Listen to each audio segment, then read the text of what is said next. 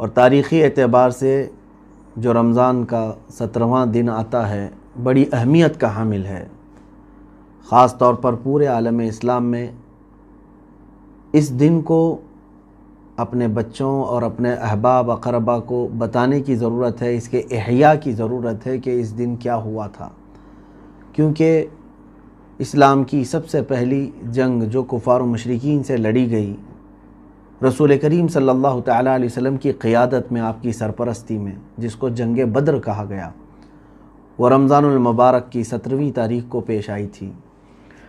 2 ہجری یعنی حضور پاک صلی اللہ تعالیٰ علیہ وسلم کے مکہ مکرمہ سے ہجرت کر کے 2 سال ہوئے تھے، ابھی 2 ہجری میں یہ جنگ واقع ہوئی تھی، اور اس کو قرآن پاک میں اللہ تبارک و تعالیٰ نے جس لفظ سے یاد فرمایا ہے وہ بڑی اہمیت کا حامل ہے۔ اللہ کریم نے فرمایا یوم الفرقان، یعنی حق اور باطل کے درمیان فرق کرنے والا دن ہے یہ۔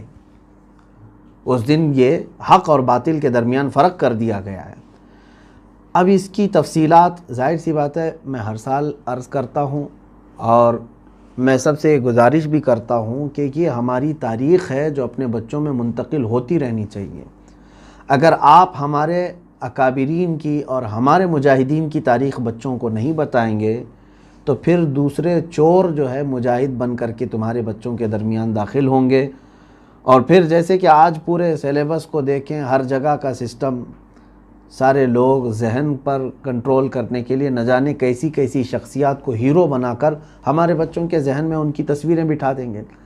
کیوں نہ ہم اپنے بچوں کو ہماری تاریخ بار بار دہرائیں اور ان کے سامنے اس بات کا احساس دلائیں کہ الحمدللہ ہماری تاریخ بہت عظیم ہے، بہت عظیم ہے، اور اتنی عظیم ہے کہ اللہ تبارک و تعالیٰ نے جو وعدہ فرمایا مجاہدین کے ساتھ اس کو پورا فرمایا، حتیٰ کہ یہ وہ جنگ بدر ہے جس میں اللہ نے صحابہ کی مدد کے لیے 5000 فرشتوں کو اتارا تھا۔ 5000 فرشتے زمین پر نازل ہوئے تھے رسول کریم صلی اللہ تعالیٰ علیہ وسلم کے ان اصحاب کی مدد کے لیے۔ میں شروع سے چند باتیں عرض کرتا ہوں کہ اس کا پس منظر کیا تھا، جنگ بدر کیوں واقع ہوئی، کیا وجوہات تھیں۔ اب یہاں سے مجھے ان اعتراضات کو بھی رفع کرنا ہے جو اسلام کے چہرے پر لوگ ڈال کر رکھے ہوئے ہیں یا گرد و غبار ڈالنے کی کوشش کرتے ہیں کہ یہ تلواروں کا دین ہے، زور زبردستی کی گئی، جہاد کیا گیا اور لوگوں کو مارا گیا، پھر اسلام پھیلایا گیا۔ میں آپ سے ہی سوال کروں گا، یا ہمارے وہ غیر مسلم جن کو اس طرح کی خلش ہو وہ بھی سنیں، اور پھر آپ خود اپنے دل سے جواب دیں کہ حالات جب اس طرح کے آئیں تو آپ اس مقام پر لوگوں کے لیے کیا مشورہ دیں گے۔ میں چند تھوڑی باتوں کے بعد ان تمام چیزوں کو عرض کرتا ہوں۔ بات در حقیقت یوں تھی کہ اللہ کے حبیب صلی اللہ تعالیٰ علیہ وسلم آخری رسول ہیں، اللہ تبارک و تعالیٰ کا دین لے کر یہ تشریف لائے، اور دین کو مکمل اللہ نے آپ پر فرمایا۔ مکہ مکرمہ میں آپ نے اعلان فرمایا جھوٹے خداؤں کی پرستش نہ کرو، جن کو تم نے ہاتھوں سے بنایا ان کی پوجا نہ کرو، جس نے تمہیں پیدا کیا اس کی عبادت کرو۔ یہی تو میرے آقا صلی اللہ علیہ وسلم کی تبلیغ ہے، کیا اس میں کوئی غلط ہے؟ انسان کو اس بات کا یقین دلانا کہ تم جس کے پیچھے لگے ہوئے ہو وہ تمہارا خالق نہیں ہے، تم اس کو پیدا کر رہے ہو، تم اس کو بنا رہے ہو، تم اس کو دیکھ رہے ہو، تو پھر اس کے پاس عبادتیں کیسے کرتے ہو؟ جس نے تمہیں بنایا ہے، جس نے تمہیں اس کائنات میں بسایا ہے، اس کی عبادت کرو۔ تو اللہ تبارک و تعالیٰ کی طرف بلانا رسول کریم صلی اللہ علیہ وسلم کا یہی تو مشن تھا۔ اب مکہ مکرمہ میں مشرکین جو تھے، یعنی جو شرک کرتے تھے، یعنی ایک اللہ کو نہیں ماننا چاہتے تھے، ہزار ان کو تبلیغ دعوت دینے کے بعد بھی، تو یہ جتنے دشمنی میں تھے وہ رسول پاک صلی اللہ تعالیٰ علیہ وسلم اور آپ کے جو ایمان لائے ہوئے ساتھی تھے ان کے خلاف کھڑے ہونا شروع ہو گئے۔ روزانہ کوئی نہ کوئی گھٹنا ہوتی تھی، کہیں کسی صحابی کو پکڑا، سارے لوگوں نے مل کے مارا، کیونکہ غریب تھے صحابہ۔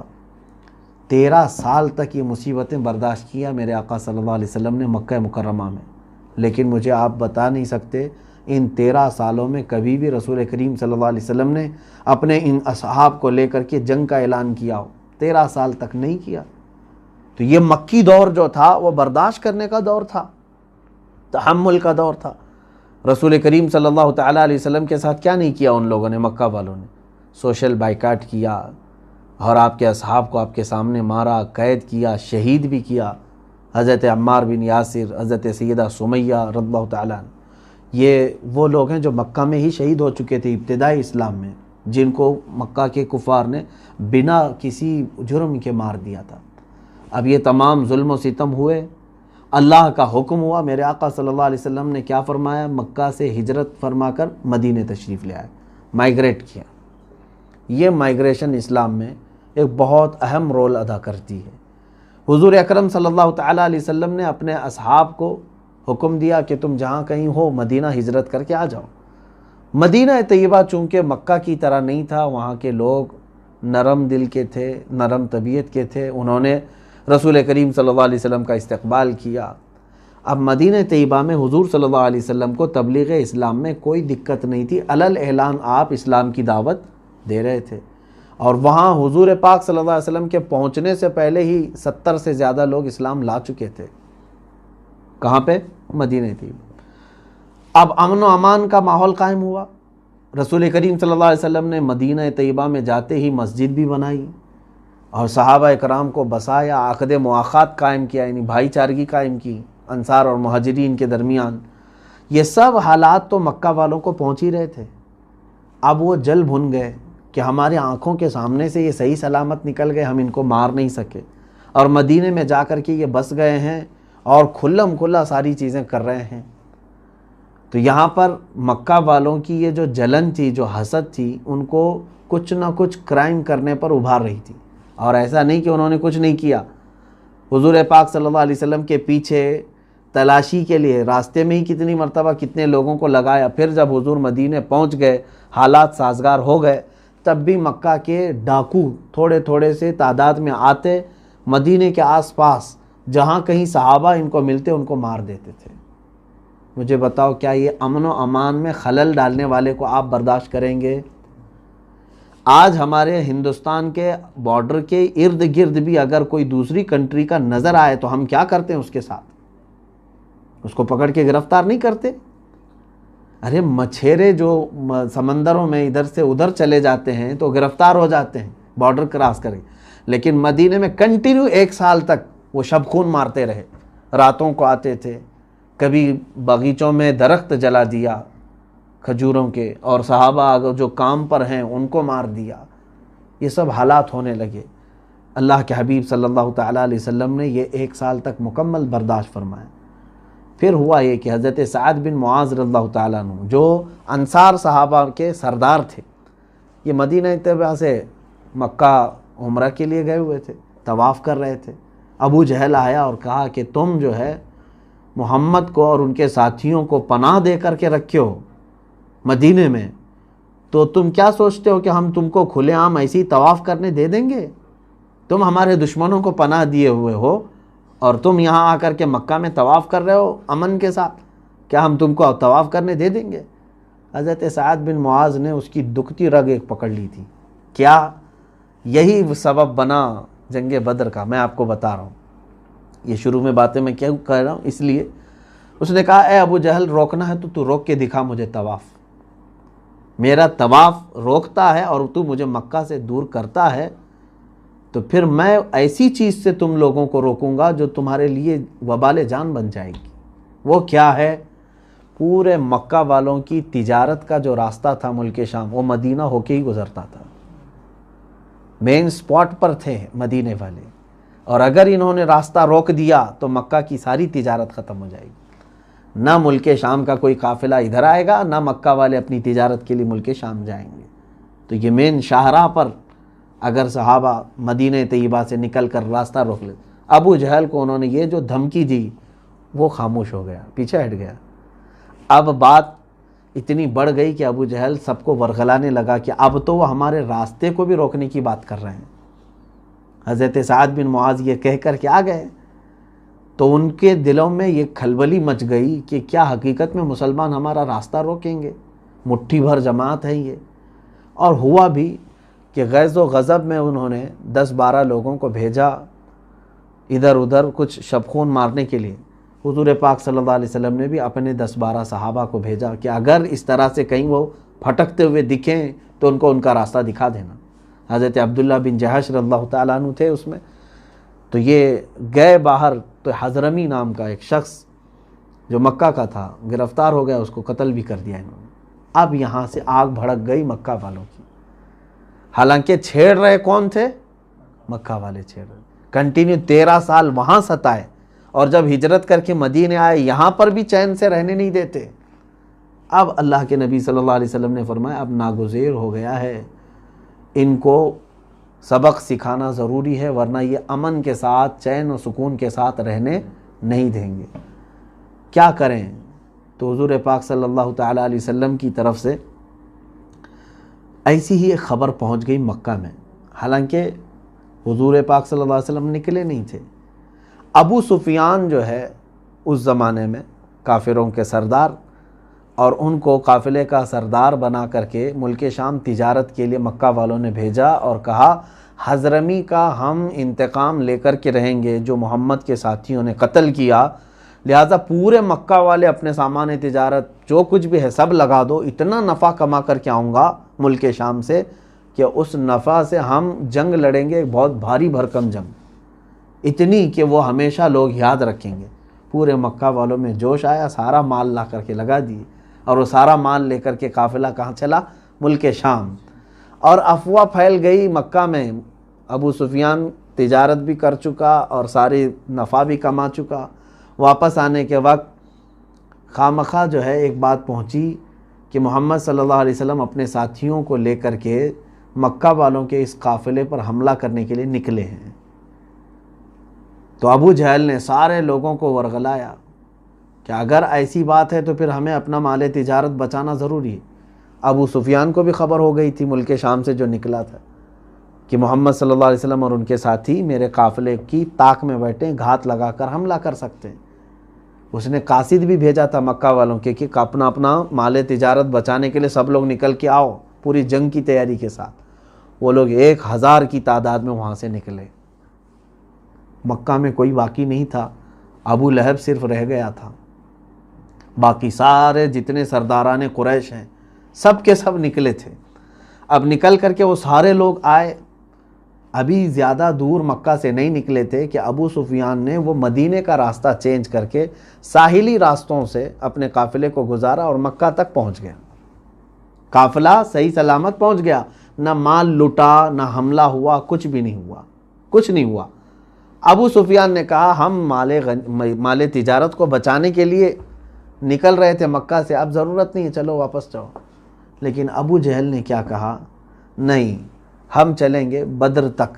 بدر اس وقت ایک جگہ کا نام ہے، وہاں بدر نام کا ایک کنواں تھا یا کئی کنویں تھے، وہاں پر سالانہ میلہ لگتا تھا اور یہ لوگ گاتے بجاتے کھاتے تھے، سب مستی کرتے عیش کرتے، 2-3 دن پھر چلے جاتے تھے۔ اکثر آس پاس کے سب بدر میں جمع ہوتے۔ ابو جہل نے کہا ہم بدر تک جائیں گے، ناچیں گے، گائیں گے، خوب عیش کریں گے، اور محمد اور ان کے ساتھیوں کو ان کی یہ جرت کیسی ہوئی اس کا مزہ چکا کر کے آئیں گے کہ ہمارے قافلے کو روکنے کا سوچا کیسے۔ وہ لوگ نکلے تو میرے آقا صلی اللہ علیہ وسلم کو خبر ہو گئی۔ اللہ کے حبیب صلی اللہ علیہ وسلم نے اپنے صحابہ سے فرمایا کہ چلو ان کے مدینے آنے سے پہلے ان کو روکا جائے، اگر وہ یہاں تک پہنچے تو مدینے کی خرابی ہوگی کہ گھروں پر حملے ہوں گے، عورتیں بچے یہ تکلیف میں آئیں گے، نکلو۔ تو صحابہ اکرام رضوان اللہ تعالیٰ علیہ مجمعین میں اس وقت جتنے تھے سب کو حضور نے ساتھ لے لیا۔ اب یہ جو قافلہ نکلا رمضان المبارک کی اس مقدس مہینے میں نکلا، 313 اس میں تھے۔ روایات الگ سے اگرچہ مختلف ہیں، بعض روایات میں 315، 319، 363 تک کی بھی تعداد آئی ہے الگ الگ کتابوں میں، لیکن صحیح روایت میں جو اکثر روایات میں ملتا ہے وہ 313۔ اور دوسری جو کچھ روایت میں جو 15 کی بات کہی ہے وہ یہ ہے کہ رسول کریم صلی اللہ علیہ وسلم اور ایک لاسٹ میں آنے والے صحابی تھے، ان کو ملا کر کے 15 کی تعداد بتائی گئی، 315۔ خیر، یہ لوگ نکلے، ان کے پاس سامان جنگ بھی نہیں تھا، چند کے پاس تلواریں تھیں، باقی کے پاس نہیں۔ اکثر اب آپ اندازہ کریں 313 لوگوں میں کتنوں کے پاس گھوڑے تھے؟ صرف 2 گھوڑے ہیں، صرف 2 گھوڑے ہیں۔ ہاں تقریباً 70 کے قریب اونٹ تھے جن پر سامان لدا ہوا تھا اور قافلہ چل رہا ہے. تلواریں سب کے پاس نہیں ہیں. 2 گھوڑوں پر پورا قافلہ نکلا ہے. اور اس میں میرے آقا صلی اللہ تعالیٰ علیہ وسلم کے ساتھ نکلے ہوئے صحابہ میں تقریباً 5 یا 6 بچے بھی تھے. ان کو جنگ کرنے کی اجازت بھی نہیں تھی لیکن وہ شریک تھے. اب وہاں پر بدر کے وادی کے قریب جب پہنچے، اللہ کے حبیب صلی اللہ علیہ وسلم نے ایک جگہ پڑاؤ ڈال دیا اور فرمایا کہ یہیں پر ہمارا قیام ہوگا.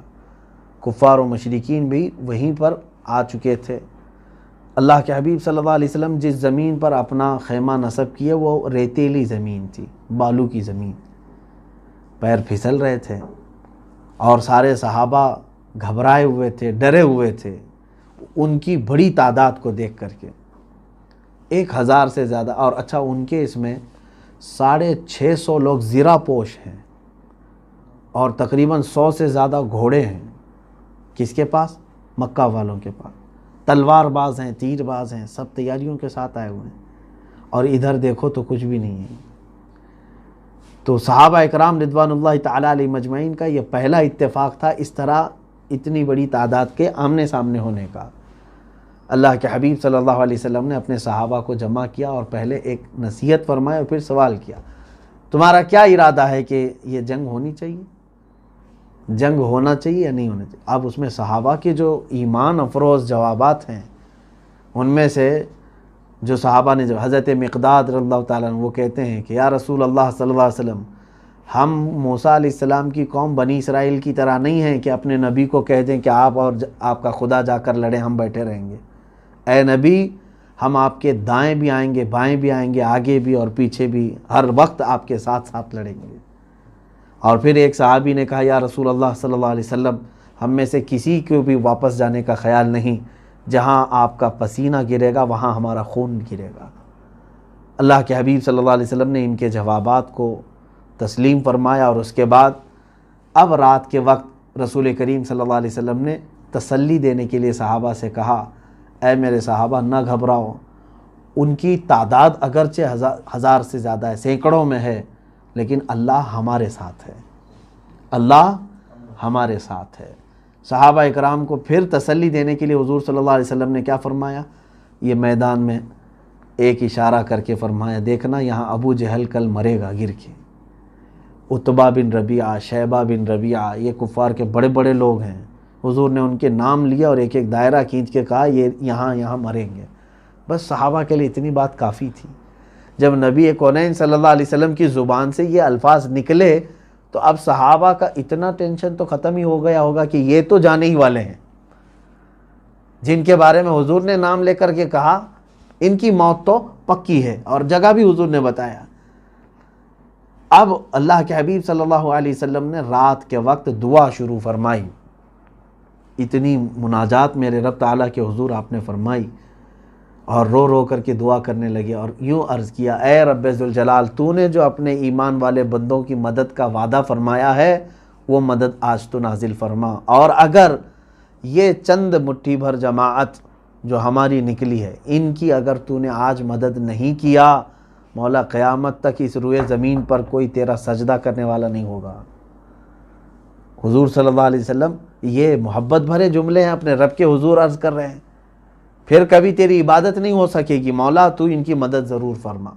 سیدنا ابو بکر صدیق رضی اللہ تعالیٰ عنہ کھڑے تھے حضور صلی اللہ علیہ وسلم سے، وہ کہنے لگے آقا بس فرمائیں، اس لیے کہ مولا تعالیٰ آپ کی ضرور مدد فرمائے گا، آپ کی دعا کو اللہ رد نہیں فرمائے گا. بارش شروع ہو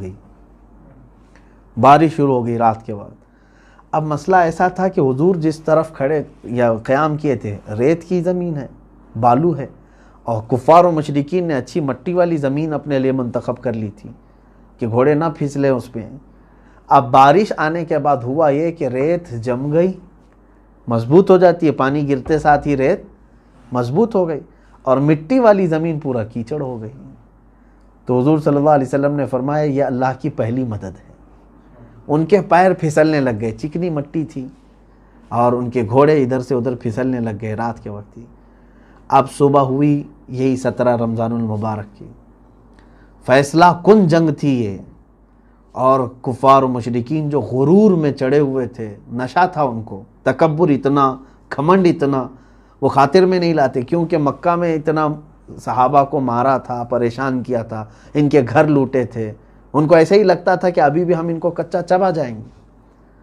اب رسول کریم صلی اللہ تعالیٰ علیہ وسلم نے دن کے موقع پر اپنے صحابہ کرام میں سے 3 کو سب سے پہلے آگے بھیجا۔ اس میں حضرت امیر حمزہ رضی اللہ تعالیٰ عنہ، حضرت ابو عبیدہ بن جراح رضی اللہ تعالیٰ عنہ، تیسرے مولا کائنات شیر خدا علی مرتضیٰ رضی اللہ تعالیٰ عنہ۔ یہ تینوں میدان میں آئے۔ ان کے مقابل میں جو وہاں سے آئے تھے وہ بڑے بڑے پہلوان تھے، عتبہ بن ربیعہ، شیبہ بن ربیعہ اور ولید بن عتبہ۔ یہ بڑے پہلوانوں کو کہا جاتا ہے جن کے نام میں ذکر کر رہا ہوں، یہ مکہ کے بڑے بڑے پہلوان بھی تھے، سردار بھی تھے۔ حضرت علی کرم اللہ وجہہ الکریم کے مقابل میں جو آیا وہ ایک ہی وار میں ختم ہو گئے بیچارہ، اور حضرت امیر حمزہ رضی اللہ تعالیٰ عنہ کے مقابل میں جو آیا اس کو بھی آپ نے فوری طور پر جہنم رسید کر دیا۔ حضرت ابو عبیدہ بن جراح کے مقابل میں جو آیا تھا اس نے حضرت ابو عبیدہ کو زخمی کر دیا تھا۔ آپ زخمی ہوئے لیکن حضرت علی رضی اللہ تعالیٰ عنہ فوراً پلٹ کر کے آئے، اس تیسرے کو بھی جہنم میں پہنچا دیا۔ کفار میں غلغلہ مچ گیا کہ بڑے بڑے 3 سردار ایک ساتھ چلے گئے، اور صحابہ میں اتنا بلند نعرہ لگا کہ زمین گونج گئی اللہ اکبر کی آواز سے، کیونکہ اب یہاں پر صاف نظر آ رہا تھا کہ اللہ تعالیٰ کی مدد اب اہل حق کے ساتھ کیسے ہے۔ اب کفار و مشرکین میں سے ابو جہل نے سب کو ورغلانا شروع کیا اور کہا کہ اے لوگو گھبرانا مت، ہمارے خدا ہمارے ساتھ ہیں۔ اور پھر اس کے بعد دو بدو جو مقابلہ ہوتا ہے آمنے سامنے، یہ شروع ہو گیا دوپہر کے وقت۔ اب اس گھماسان کی جو لڑائی تھی اس میں ہوا یہ کہ شیطان اپنی فوج لے کر کے ادھر بھی آیا ہوا تھا، یہ بھی روایت ہے، شیطان اپنی فوج لے کر کفار مکہ کے ساتھ ہے، اور وہ بھی انسان کی شکل میں آیا ہے۔ سراقہ بن مالک نام سے ایک شخص ہے، اس کی شکل میں شیطان آیا ہوا ہے لڑنے کے لیے۔ تو میرا مولا کب یہ گوارہ فرمائے گا شیطان اپنی فوج لے کر کے آئے اور وہ اپنے حبیب کو تنہا چھوڑے؟ اللہ تبارک و تعالیٰ نے 3000 فرشتوں کو اتارا، کس کے لیے؟ اپنے نبی صلی اللہ علیہ وسلم اور صحابہ کی اعانت کے لیے، تعاون کے لیے 3000 اتارے۔ اس کے بعد پھر 2000 آئے، 5000 فرشتے اترے، اور اس کے بعد ایسی لڑائی کہ صحابہ فرماتے ہماری تلواروں سے اس وقت سبزی بھی نہیں کٹتی تھی، کند تھی، مڑی ہوئی تلواریں تھیں، برسوں سے زنگ لگی ہوئی، سبزی کاٹنے کے برابر بھی نہیں ہوتی تھی، کیونکہ ہم جنگ کی تیاری سے آئے نہیں تھے۔ لیکن کمال کی بات ہے کہ ہم اگر لڑتے ہوئے کسی کافر کے قریب جاتے، ابھی ہماری تلوار اس کے گردن کے قریب ہوتی کہ گردن اڑ کر جا چکی ہوتی، نہ ہم نے مارا نہ محنت کی۔ قرآن میں اللہ نے وہ بھی آیت نازل فرمائی سورہ انفال میں، اللہ تعالیٰ فرماتے فَلَمْ تَقْتُلُوهُمْ وَلَكِنَّ اللَّهَ قَتَلَهُمْ، اے محبوب آپ فرمائیں ان کو کہ تم سب نے نہیں قتل کیا، ان کو اللہ نے قتل کیا ہے، ہاتھ تمہارا تھا، کام اللہ کا تھا۔ اب جو کفار مکہ لڑنے کے لیے بدر میں آئے تھے ان میں سے جو بعد میں ایمان لائے، انہوں نے کہا بدر کے میدان میں جب ہم لڑ رہے تھے عجیب و غریب لوگوں کو ہم نے دیکھا جن کو ہم نے نہ مدینے میں کبھی دیکھا تھا نہ مکہ میں کبھی دیکھا تھا، اور ان کی ہیبت ایسی تھی کہ جب وہ سامنے آتے تو ہماری تمام چیزیں ختم ہو جاتی، طاقت و قوت۔ اچھا اس سے پہلے ایک اور کام، اللہ کے حبیب صلی اللہ تعالیٰ علیہ وسلم نے ابو جہل جب پکارنا شروع کیا، جوش دلانے لگا، حضور نے مٹی کی کچھ کنکریاں اٹھائیں اور کفار مکہ کی طرف یوں کہہ کے پھینک دیا شاہت الوجوہ، تمہارے سب چہرے برباد ہو جائیں۔ اتنا تھا کہ روایت میں ہے کہ وہ کنکری تقریباً ہر کافر کی ناک تک گئی، اور اس کے بعد ان کے اندر پوری طاقت ہی ختم ہو چکی تھی، قوت دفاع بھی نہیں تھا، ڈیفنس کی قوت تک نہیں تھی۔ کس سے تم لوہا منوانے کی کوشش کر رہے ہو؟ کس سے؟ وہ کائنات کے سب سے طاقتور رسول محترم صلی اللہ تعالیٰ علیہ وسلم سے۔ رسول کریم صلی اللہ تعالیٰ علیہ وسلم کی مدد کے لیے اللہ نے 5000 فرشتے اتارے۔ بہرحال اس جنگ کا ہونا کیا تھا وہ تو ہمیں صاف نظر آتا ہے، ایک طرف اہل حق ہیں اور وہ بھی کمانڈر یا ان کی قیادت کرنے والے کائنات کے سب سے افضل، سب سے اشرف انسان محمد الرسول اللہ صلی اللہ علیہ وسلم ہیں، اور وہ ادھر دعائیں کر رہے ہیں، تو ادھر صحابہ اکرام رضوان اللہ تعالیٰ علیہ مجمعین جو نہتے ہیں، اور وہ بھی صرف اللہ اور اس کے رسول کے بھروسے پر آئے ہوئے ہیں۔ کئی صحابہ ایسے ہیں جن کے پیروں میں چپل بھی نہیں ہے، نالین بھی نہیں ہے، اور وہ کیسا ان کا جذبہ تھا، دھوپ میں، گرمیوں میں، بدر کے موقع پر وہ لڑ رہے تھے۔ حضرت عکاشہ رضی اللہ تعالیٰ عنہ ایک صحابی وہ فرماتے ہیں میرے پاس کچھ بھی نہیں تھا، تلوار بھی نہیں تھی، کچھ نہیں۔ اللہ کے حبیب صلی اللہ علیہ وسلم کے پاس آیا اور کہنے لگا کہ یا رسول اللہ صلی اللہ علیہ وسلم، کیا میں خالی کھڑا رہوں؟ میرے بھائی دیگر مجاہدین لڑ رہے ہیں۔ حضور اکرم صلی اللہ علیہ وسلم نے فرمایا دیکھو تم بھی کوئی لکڑی اٹھا لاؤ، جنگ لکڑیوں سے نہیں لڑی جاتی۔ وہ کہتے ہیں کہ مجھے قریب میں ایک پڑی ہوئی لکڑی ملی، وہ لا کر کے میں نے حضور کے پاس پیش کیا، اللہ کے حبیب صلی اللہ علیہ وسلم نے اس پر اپنا ہاتھ پھیرا۔ حضرت عکاشہ کہتے ہیں اسی کو میں تلوار بنا کر لڑتا رہا، کتنوں کو تو میں نے اس سے مارا ہے، جس کو میری لکڑی پڑتی اتنا گہرا زخم ہوتا کہ اس کی چمڑی الگ ہو جاتی تھی لکڑی سے، اور وہ لکڑی کئی سالوں تک محفوظ رہی حضرت عکاشہ نے جو جنگ بدر میں استعمال کی تھی۔ عزیزان گرامی، یہ جنگ بدر میں جو حالات ہوئے، اس کے بعد کفار مکہ کی ایسی درگت بنی کہ وہ ہیبت کی وجہ سے میدان چھوڑ کر بھاگنے پر مجبور ہو گئے، سارا ساز و سامان سب میدان میں چھوڑا اور بھاگے۔ اس میں ابو جہل قتل ہو گیا تھا، امیہ بن خلف قتل ہو چکا تھا، امیہ بن حرب یہ قتل ہو چکا تھا، عتبہ شیبہ یہ قتل ہو چکے تھے، یہ سارے قتل ہو گئے تھے جنگ بدر میں۔ جو بڑے بڑے وہاں کے میٹنگ کرنے والے سردار تھے، یہ حرم پاک میں میٹنگ کرنے والوں کی جو ایک ٹیم تھی، وہ پوری ٹیم ایک ساتھ چلی گئی، یعنی غیبت کٹے والے پورے چلے گئے۔ رسول کریم صلی اللہ تعالیٰ علیہ وسلم نے شام کے وقت شکرانہ ادا کیا اللہ رب العزت کی بارگاہ میں، دیکھا 70 ان کے مارے گئے تھے۔ کتنے؟ کفار مکہ میں سے 70 کو ان صحابہ نے جہنم رسید کیا تھا۔ 313 کا مقابلہ 1000 کے ساتھ، آپ سوچ سکتے ہیں کہ 3 گنا زیادہ اپنے۔ یہی ایمانی قوت ہے، ایمانی طاقت یہی ہے کہ تم خوف نہ کرو، اللہ کے بھروسے چلو، اور اللہ تعالیٰ تمہارا رعب ان کے دلوں میں ڈالے گا۔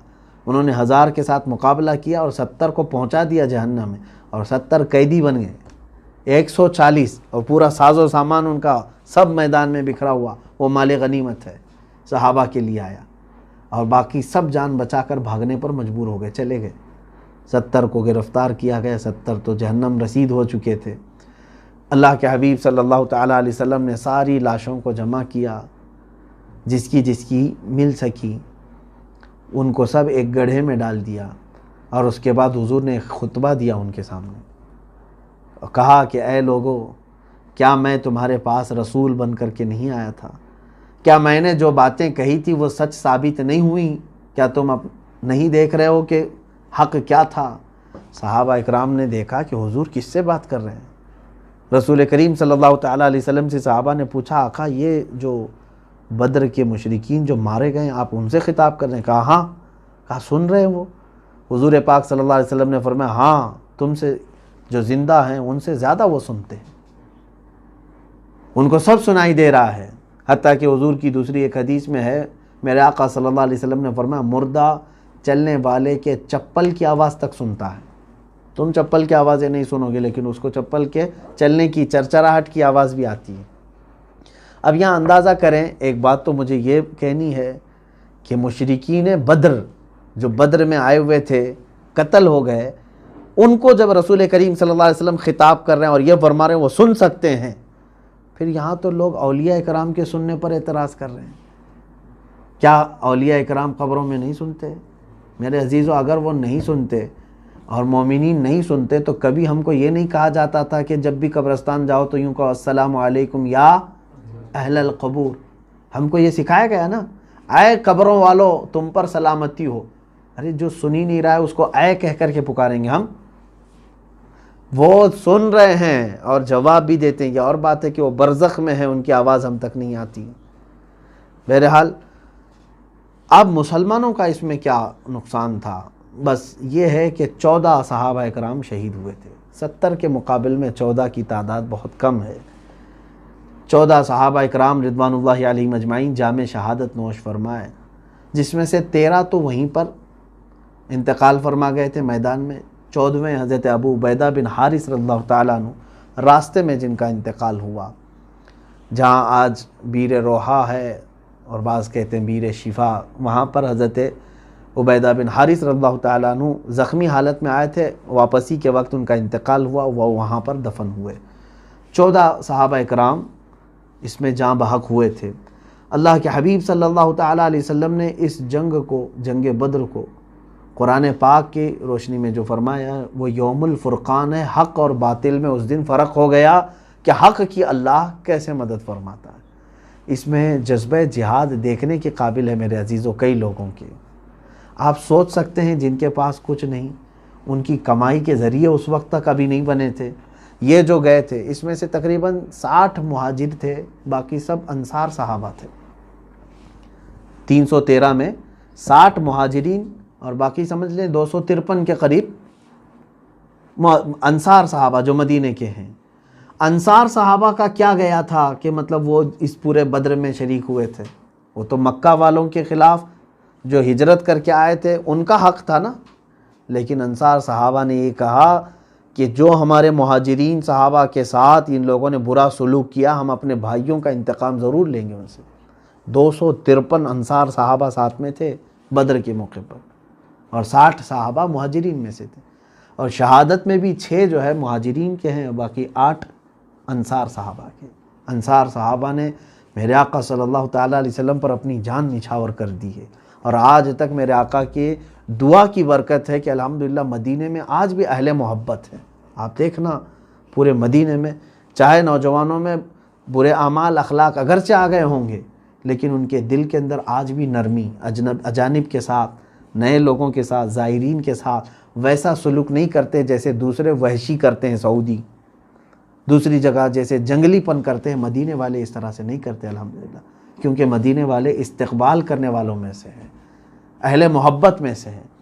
آج تک مدینے والے جو بھی نیا آدمی ہوتا ہے، جیسے آپ آئے ہیں، آپ کو آپ کا نام معلوم نہیں ہو تو کیا کہہ کر پکارتے ہیں؟ محمد، اسمع یا محمد، اے محمد سن ادھر، یعنی تمہارا نام کچھ بھی ہو لیکن وہ کیا کہہ کر پکارتے ہیں؟ محمد۔ یہ ان کی محبت ہے، یہ مدینے والوں کا پہلے سے معمول رہا ہے کہ جو بھی ان کے ہاں نیا دکھتا ہے تو اس کو کیا کہتے ہیں؟ محمد کہتے ہیں۔ بہرحال رسول کریم صلی اللہ تعالیٰ علیہ وسلم پر جان فدا کرنے والے صحابہ میں سے 2 ان ننھے صحابہ کا بھی ہم ذکر کرتے ہیں، حضرت معاذ اور معوذ ابن افرا رضی اللہ تعالیٰ عنہما۔ یہ دونوں چھوٹی عمر کے صحابہ ہیں، یہ بھی شریک جہاد ہوئے۔ پہلے تو حضور اکرم صلی اللہ علیہ وسلم نے کسی بھی بچے کو جنگ میں شرکت کی اجازت نہیں دی تھی، بچوں کے لیے نہیں تھا، لیکن وہ حضور اکرم صلی اللہ علیہ وسلم سے اصرار کرتے رہے کہ ہمیں اجازت دیں، کیونکہ جذبہ ایمانی ایسا تھا کہ حضور صلی اللہ تعالیٰ علیہ وسلم نے انہیں اجازت تو دے دیا، جانے کا طریقہ بھی انہوں نے ایسے اپنایا تھا۔ اللہ کے حبیب صلی اللہ علیہ وسلم نے فرمایا بچوں تمہارے لیے جہاد فرض نہیں۔ وہ رونے لگے تو حضور نے کہا ٹھیک ہے صفوں میں کھڑے ہو جاؤ، اگر تمہارا کندھا صحابہ کے کندھوں کے برابر لگ گیا تو تمہیں اجازت ہوگی۔ یہ چھوٹی عمر کے ہیں صحابہ، اونچے قد کے تھے، کہاں سے کندھا لگتا؟ یہ دونوں بچے دور سے پتھر اٹھا کر کے لائے اور پتھر پر چڑھ کر کے اپنی انگلیاں یعنی ایڑیاں اٹھا دی، پنجوں کے بل کھڑے ہو گئے۔ اب ان کا کندھا صحابہ کے کندھے کے قریب ہو گیا، لگ گیا۔ میرے آقا صلی اللہ علیہ وسلم سے یہ عمل تو پوشیدہ نہیں تھا، آپ دیکھ رہے تھے۔ اللہ کے نبی صلی اللہ علیہ وسلم نے ان کی اس جذبے کو دیکھا تو اجازت مرحمت فرمائی، شانے سے شانہ ملا، جانے کا بہانہ ملا۔ وہ دونوں صحابہ چھوٹی عمر کے ہیں، لیکن جیسے ہی میدان میں پہنچتے ہیں، اب سنیے، جب گھماسان کی جنگ چل رہی ہے، حضرت عبد الرحمن ابن عوف رضی اللہ تعالیٰ عنہ فرماتے ہیں یہ 2 بچے میرے پاس آئے، انہوں نے پوچھا چچا جان ابو جہل کس گستاخ کا نام ہے؟ انہوں نے دیکھا تک نہیں تھا اس وقت۔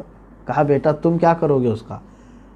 کہنے لگے سنا ہے میرے مصطفیٰ کریم صلی اللہ علیہ وسلم کی شان میں وہ گالیاں دیتا ہے، کیا کرو گے؟ کہا اس کو جہنم رسید کریں گے، جہاں اس کا ٹھکانہ ہے ہم اس کو وہاں پہنچائیں گے۔ حضرت عبد الرحمن بن عوف کہتے ہیں کہ بچوں کا جذبہ دیکھا، میں نے کہا بیٹا وہ سردار قریش ہے، وہ بہت سارے لوگوں کے ارد گرد ہوگا، وہ بڑا پہلوان ہے۔ ابھی یہ بات چیت چل رہی تھی، ابو جہل سامنے ہی سے گھوڑے کے اوپر گزر رہا تھا، گھوڑے پہ بیٹھے گزر رہا تھا۔ حضرت عبد الرحمن ابن عوف رضی اللہ تعالیٰ عنہ فرماتے ہیں میں نے بچوں کو دکھا کر کہا یہ جو جا رہا ہے یہ بدماش یہی ہے ابو جہل۔ یہ بچوں نے جیسے ہی سنا چیل کی طرح جھپٹ کر کے اس کی طرف چلے گئے۔ ابو جہل کو یہ وہم و گمان بھی نہیں تھا کہ کوئی بچے میرے قریب آ سکتے ہیں۔ یہ دونوں چھوٹے بچوں نے گھوڑے کی ٹانگ پر تلوار ایسی ماری کہ وہ نیچے زمین پر گر گیا۔ اچانک جیسے ہی وہ گرا دونوں چڑھ کر کے اس کے سینے پر بیٹھ گئے، اتنی تیزی سے کہ اس کو جکڑ لیا، اس کو ہاتھ پیر ہلانے کی تک قوت نہیں تھی۔ ان دو بچوں کے گرفت میں وہ مجبوراً پھنس گیا ایسے، اور اس وقت وہ ہائے ہائے کرنے لگا جب انہوں نے گردن پر اس کے تلوار رکھ دی۔ ان بچوں نے گردن پر تلوار رکھ دی تو کہنے لگا ہائے ہائے، مجھے مرنے کا غم نہیں کیونکہ میں عرب ہوں اور عرب موت سے ڈرتے نہیں۔ اس نے شعر کہا تھا آخر میں، لیکن غم صرف اس بات کا ہے کہ مجھ جیسا پہلوان نہیں مار رہا ہے مجھ کو، ایک چھوٹا بچہ مجھے مار رہا ہے۔ میرے عزیزو یہی قدرت خداوندی ہے۔ مولا تعالی ہمیشہ بڑی بڑی طاقتوں کو بہت چھوٹی طاقت سے ہلاک کرتا ہے۔ نمرود اگر مچھر سے مر گیا، فرعون پانی سے ہلاک ہو گیا، شداد ٹھوکر سے اگر مر گیا، قارون زمین میں دھس کر چلا گیا، تو اسی طرح ابو جہل کو بھی کسی چھوٹی ہی چیز سے ہلاک ہونا تھا۔ لیکن صحابہ اکرام چھوٹے صرف عمر میں تھے، باقی مقام میں کوئی ان کے اندر چھوٹا پن نہیں تھا۔ ان دونوں بچوں نے ابو جہل کے گردن کو الگ کر دیا۔ اب مکہ کے یہ جتنے مشرکین تھے ان میں ایک بہت بڑا یہ مسئلہ پھیل گیا کہ ابو جہل سردار قریش مارا گیا اور وہ بھی بچوں نے مارا ہے۔ بھگدڑ مچ گئی، سب ایک دوسرے پر ٹوٹ پڑے کہ پکڑو ان بچوں کو پہلے۔ یہ بچے تو وہاں سے صحیح سلامت نکل کے آ ہی گئے تھے، لیکن اس میں سے حضرت معاذ رضی اللہ تعالیٰ عنہ جو بڑے صاحبزادے ہیں، ان کے مونڈھے پر کسی کافر نے تلوار چلا دی، یعنی ہاتھ پر، جس کی وجہ سے ان کا ہاتھ کٹ گیا، اور ہاتھ کٹا ایسے کہ بغل کی چمڑی سے لٹک رہا تھا، پوری طور پر کٹا نہیں، سیدھا ہاتھ جب ان کا کٹا، اس وقت بھی اس بچے نے ہمت نہیں ہاری، یہاں ہم ٹھوکر پر بیٹھ جائیں گے۔ وہ ہاتھ کٹ گیا ہے اور چمڑی سے لٹکا ہوا ہے بغل کی، دوسرے ہاتھ میں تلوار اٹھائی اور للکارنا شروع کیا، اے ظالمو، اے گستاخو، اب بھی میرے اندر دم باقی ہے۔ اور پھر اسی طرح سے للکارتے ہوئے سامنے آتے تھے۔ صحابہ فرماتے ہیں کہ ہم نے ان بچوں کو دیکھا، حضرت معاذ رضی اللہ تعالیٰ عنہ نے اپنا ہاتھ پیر میں نیچے رکھ کر کے دبایا اور کھینچ کے نکال دیا جو چمڑی سے لٹکا ہوا تھا۔ کیوں؟ وہ کہہ رہے ہیں کہ بار بار یہ ہاتھ لٹک لٹک کر کے سامنے آ جاتا تھا، اب جب یہ اس کا جوڑ ختم ہو گیا ہے تو لٹک کر کے ہاتھ چمڑی سے باہر نکل کے آ جاتا، ادھر سامنے آتا تھا۔ تو معاذ نے کہا مجھے اس ہاتھ کی ضرورت نہیں جو اللہ کی رضا حاصل کرنے میں خلل اندازی کر رہا ہو، نکال کر پھینک دیا۔ یہ اور بات ہے کہ یہ دونوں بچوں کی شہادت ہوئی ہے اس میدان میں، دونوں بچے اس میدان میں شہید ہوئے۔ بدر کے سب سے خوش نصیب صحابہ، حضور صلی اللہ علیہ وسلم کے سارے صحابہ میں افضل صحابہ خلفائے راشدین ہیں۔ خلفائے راشدین کے بعد یعنی عشرہ مبشرہ کے بعد سب سے افضل صحابہ وہ ہیں جو بدر میں شریک ہوئے تھے، اور بدر میں بھی وہ لوگ جو جام شہادت نوش کیے ہیں وہ 14 ہیں صرف، جس میں سے حضرت معاذ اور معوذ یہ دونوں ہیں۔ اے میرے عزیزو، یہ بچے کس گھر کی پروان چڑھے ہوئے تھے، یہ بچے کون سے گھر میں پلے ہوئے تھے؟ کیا پورے معاشرے میں ڈھونڈ کر کے ایک نوجوان ایسا نکالو گے؟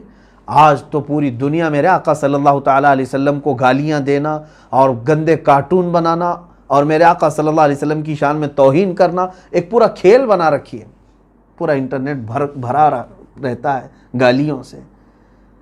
آج صرف اور صرف ایمان کے خون کے اندر ہمارے ٹھنڈک آ گئی ہے، خون جمنا شروع ہو چکا ہے۔ میرے عزیزو، جن لوگوں نے بھی ان کو تہ تیغ کیا، جہنم رسید کیا ہے گستاخان رسول کو، یقیناً وہ دنیا کے بہت اعظم اور افضل لوگ ہیں۔ میری پگڑی ان کے قدموں پر ہو، جنہوں نے ناموس رسالت علی صاحب الصلاۃ والسلام کے لیے کھڑا ہونے کا شرف حاصل کیا ہے۔ عزیزان گرامی، آج اگر ہم سب کو کوئی چیز جوڑ سکتی ہے تو اتحاد اتحاد اتحاد کی باتیں کرتے ہیں، میں کہتا ہوں ایک ہی چیز جوڑے گی، وہ ہے ناموس رسالت صلی اللہ علیہ وسلم۔ میرے آقا صلی اللہ علیہ وسلم کے لیے مر مٹنے کا جذبہ پیدا کرو، پھر دیکھو سب ہم جمع ہوں گے۔ ہم اپنے مفادات کے لیے تو باہر نکل آتے ہیں، گھر میں کوئی چیز خراب ہو گئی تو آپ اس کے لیے باہر آ جاؤ گے، آج تمہاری صحت کے لیے کوئی کچھ معاملات ہو جائیں تو باہر آ جاؤ گے۔ ناموس رسالت کے لیے جب تک تم باہر آنے کی کوشش نہیں کرتے تب تک تمہاری عزتوں کا کوئی بھروسہ نہیں ہے۔ امام غزالی رحمۃ اللہ تعالی علیہ نے یہ فرمایا ہے کہ جب امت مصطفیٰ اپنے نبی کی گستاخیوں کو برداشت کرنے کی عادت ڈال لیں تو انتظار کرو، چند دنوں کے بعد ان کی عورتیں بچے سب نیلام ہو جائیں گے، ان کے سامنے ان کے چھیتڑے اڑائے جائیں گے، لیکن وہ کچھ نہ کر سکیں گے۔ وہ دن آئیں گے ہمارے ساتھ اگر ہم اسی طرح خاموش رہے۔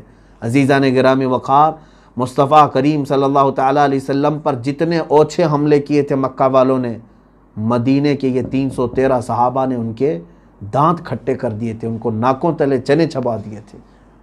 اگرچہ ان کے پاس کچھ سامان نہیں تھا لیکن مکہ والوں کو کیسے للکارا انہوں نے، قسم خدا کی انہوں نے یہ پیغام دیا، خبردار مکہ والوں، تم طاقت میں اگرچہ کتنے بھی زیادہ ہو آنکھ اٹھا کر نہ دیکھنا ہمارے نبی کی طرف۔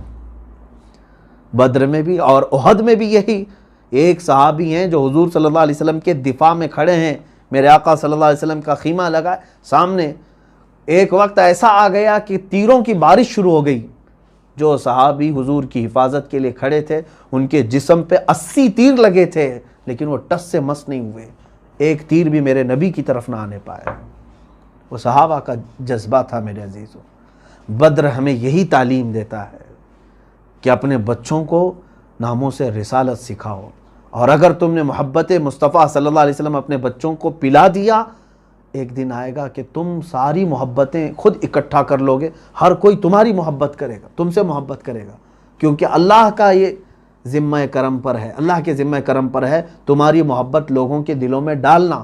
اگر تم نے اپنے بچوں کو اللہ اس کے رسول کی محبت ڈالی تو اللہ تمہارے بچوں کے دلوں میں تمہاری عظمت اور محبت ڈالے گا۔ آج بدر کے یہ تمام معاملات دیکھنے کے بعد میرے عزیزوں، تاریخ پھر سے ہمارے سامنے اسی طرح کی دہرائی جاتی ہے۔ اب میں آتا ہوں ان اعتراضات پر جو میں نے شروع میں کہا تھا۔ نان مسلم، غیر مسلم یا کوئی بھی ملحد ایتھسٹ اگر اس کو ایسا لگتا ہے کہ جہاد کوئی ایک سخت قسم کا حکم ہے اسلام میں، تو میں اس سے کہتا ہوں کہ تیرے گھر کے آس پاس اگر تجھے 13 سال پریشان کر دیا جائے اور لوٹ مار مچائی جائے، تمہارے بچوں کو قتل کیا جائے، تب تم کیا ایکشن لوگے؟ کیا کوئی ایکشن نہیں لوگے؟ مصطفیٰ کریم صلی اللہ علیہ وسلم اور صحابہ نے 13 سال جو برداشت کیا مکہ میں، وہ کیوں نہیں بتاتے آج؟ وہ کیوں نہیں کہتے ہیں؟ 13 سال تک مکہ میں کبھی حضور نے حملہ کیا؟ ہر چیز برداشت کی۔ 3 سال تک تم نے بائیکاٹ کر کے رکھا تھا میرے آقا کا، چمڑے کھائے ہیں، پتے کھائے ہیں رسول کریم صلی اللہ علیہ وسلم، اور اسی غم میں ماں خدیجۃ الکبریٰ کا انتقال ہو چکا ہے۔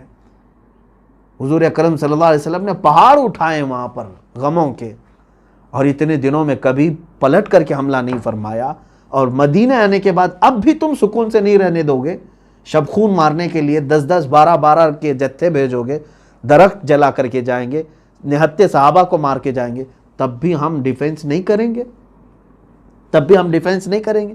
میرے آقا صلی اللہ علیہ وسلم نے جو ڈیفنس کیا، اسی کا نام جہاد ہے، اور میں کہتا ہوں اس طرح کا حق پوری دنیا میں ہر انسان کو حاصل ہونا چاہیے۔ کیا نہیں حاصل ہے؟ ہر ملک کو یہ پاور حاصل ہے۔ یہ ظالم پروپیگنڈا پھیلاتے ہیں میڈیا، دجالی میڈیا، جہاد جہاد جہاد نام سے۔ جہاد کو کیا سمجھ رکھا ہے تم نے؟ جہاد کوئی ناپاک نام ہے؟ جہاد اسلام کا ایک پوتر لفظ ہے، مقدس ورڈ ہے، اور اسی ورڈ کو اگر تم سمجھو گے تو ہم بھی اپنے ملک کی حفاظت کر سکیں گے۔ جو ہمارے ملک کی طرف اور اس کی ساکھ کو، اس کی سالمیت کو خطرہ بنے، ہم اس کے ساتھ لڑیں گے۔ یہی ہے جہاد، جو ہے کسی کو جان بوجھ کر کے قتل کرنے کا نام نہیں۔ جہاد یہ نہیں ہے کہ بم باندھ کر کے مجمع میں جا کر ناحق بچوں کو، عورتوں کو اڑا دیں۔ اگر کوئی اس طرح کی بدنامی کر رہا ہے جہاد کی تو اس کا کوئی تعلق نہیں ہے اسلام سے۔ میں نہیں مانتا کہ ایسا کوئی جہاد ہوتا ہے کہ بم باندھ کر کے پبلک ایریے میں آ کر کے کوئی اڑا دیا، اس کا نام جہاد ہے؟ جہاد یہ نہیں ہے۔ جہاد ہمیں جو اس کی تعلیمات ہیں، میں دعوت دینا چاہتا ہوں ان لوگوں کو کہ پہلے پڑھو اسلام کو پھر بولو۔ صرف میڈیا میں بیٹھ کر کے بھونکنے کا مطلب ایجوکیشن نہیں کہتے اس کو۔ اور اکثر تو جاہل لوگوں کو لا کر کے اینکر بنایا گیا، بیٹھایا گیا، ان کو پتہ ہی نہیں ہے ہوتا کیا ہے اسلام، قرآن، میرے آقا صلی اللہ علیہ وسلم کی سیرت، تم کیا جانو؟ جہالت میں پوری زندگی گزر گئی۔ ہندوستان کے بڑے بڑے لوگ، بلکہ پوری دنیا کے بڑے بڑے جنہوں نے تعلیم میں اپنی پوری عمر کھپا دی ہے، انہوں نے میرے آقا صلی اللہ علیہ وسلم کو سمجھا ہے۔ گاندھی جی نے خود کہا ہے، حضرت ابو بکر، حضرت عمر کی سیرت پڑھ کر کے، کیا یہ تاریخ میں موجود نہیں ہے؟ بڑے بڑے، میں وہ کسی اور موقع پر عرض کروں گا، نان مسلم رائٹرز ہیں، مفکرین ہیں، دانشور ہیں، سائنٹسٹ ہیں، انہوں نے کہا ہے محمد صلی اللہ تعالیٰ علیہ وسلم کی تعلیمات سے پوری دنیا میں کیسے امن آ سکتا ہے۔ ہم کوئی آتنکواد، دہشت گرد، اس طرح کے الفاظ کو جانتے تک نہیں۔ اسلامو فوبیا تم لا رہے ہو آج، ٹھیک ہے، پروپیگنڈا یہی آج چل رہا ہے جو مکہ والوں نے حسد میں کیا تھا۔ میرے آقا صلی اللہ علیہ وسلم کو جادوگر کہا تھا، شاعر کہا تھا، ساحر کہا تھا، مجنوں کہا تھا، معاذ اللہ رب العالمین۔ وہی چیزیں تو آج یہ بھی کر رہے ہیں نا، پھیلا رہے ہیں۔ لیکن میں اپنے مسلمان بھائیوں سے، بہنوں سے کہوں گا، ہزار پروپیگنڈا پھیلائیں، تم جواب کیسے دے سکتے ہو؟ انہی اخلاق رسول کے ذریعے سے۔ میرے آقا نے کیسے جواب دیا تھا؟ اپنے وہ پیارے اخلاق سے جو ہر ایک کا دل موہ لیتے ہیں۔ آج ضرورت اس بات کی ہے، نوجوان، بچے، عورتیں میرے آقا صلی اللہ علیہ وسلم کے اخلاق کی طرف آئیں۔ دنیا کو آج بتانے کی ضرورت ہے کہ میرے نبی کون تھے، اللہ کے حبیب صلی اللہ علیہ وسلم کا دل کتنا شفیق تھا، کتنا رفیق تھا، کتنے نرم تھے، وہ آج بتانے کی ضرورت ہے۔ وہ آپ اپنے اخلاق سے بتا سکتے ہیں۔ آج آپ اپنے اخلاق کے ذریعے سے پوری دنیا کو اس پورے پروپیگنڈے کے خلاف کھڑے ہو کر کے اظہار کر سکتے ہیں۔ اللہ رب العزت ہم سب کو ان تمام واہیات اور خرافات اور ان کے پھیلائے ہوئے پروپیگنڈوں سے محفوظ فرمائے۔